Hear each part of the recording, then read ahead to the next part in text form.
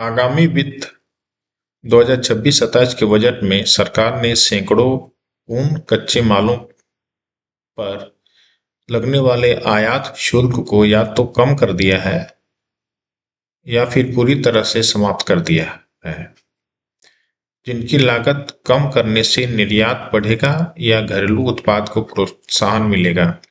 उपभोक्ता को कई इलेक्ट्रॉनिक्स आइटम्स सस्ते दामों में मिलेंगे। सरकार ने निर्माण को आसान बनाने के लिए आयात नियम को भी सरल किया है। जैसे अब विदेश में कच्चे माल मांगने पर उन्हें हासिल करने के लिए सीमा शुल्क अधिकारियों की मंजूरी की जरूरत नहीं होगी। अभी उन माल को चेक किया जाता है और फिर कोई शक होने की सूरत में उसे पोर्ट पर ही रोक लिया जाता है। ऐसे में निर्माण की लागत बढ़ जाती है। ग्लोबल ट्रेड रिसर्च एनालिस्ट के संस्थापक अजय श्रीवास्तव ने बताया कि सरकार ने एरोस्पेस, न्यूक्लियर टेक्नोलॉजी, हरित ऊर्जा, इलेक्ट्रॉनिक्स व मेडिकल उपकरण निर्माण से जुड़े आइटम का आयात शुल्क समाप्त कर दिया है।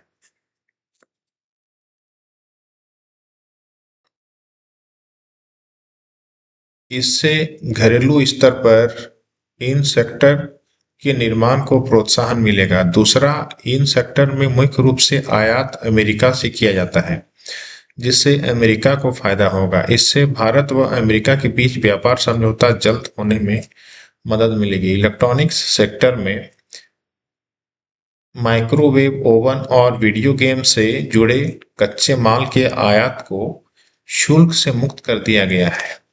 मेडिकल उपकरण निर्माता अब एक्स-रे ट्यूब व डायग्नोस्टिक उपकरण के फ्लैट पैनल को शुल्क मुक्त कर दिया गया है। निर्यात होने वाले फुटवियर से जुड़े कई माल को शुल्क मुक्त कर दिया गया है।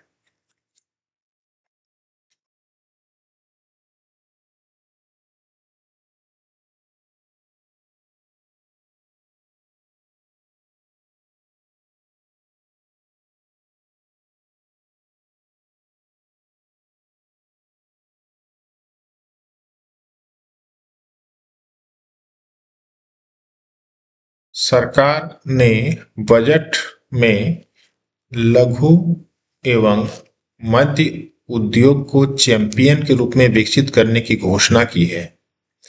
छोटे व मध्य स्तर की यूनिटों के उत्पादन उत्पादन को प्रोत्साहित किया जाएगा, जिनकी बिक्री वैश्विक स्तर पर की जा सकती है।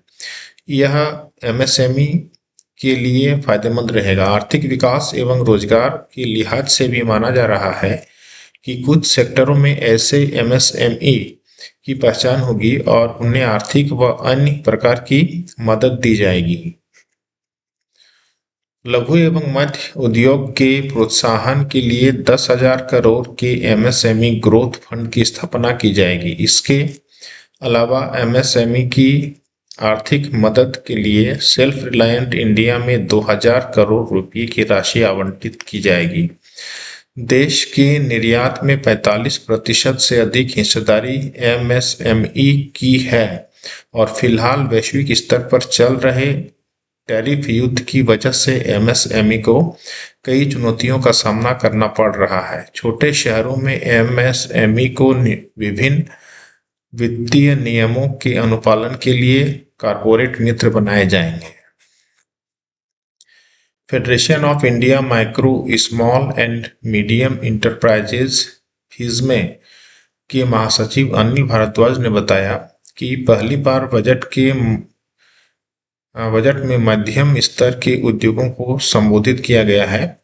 10,000 करोड़ की इक्विटी सपोर्ट से छोटे से मध्यम बनने के इच्छुक उद्योगों को मदद मिलेगी। सरकार चाहती है कि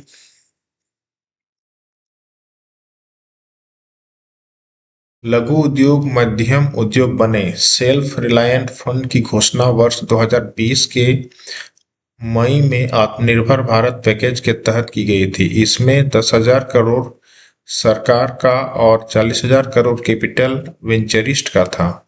पिछले वर्ष मार्च तक इस फंड से 577 एमएसएमई को 10,979 रुपये की मदद मिल चुकी है। सरकारी खरीदारी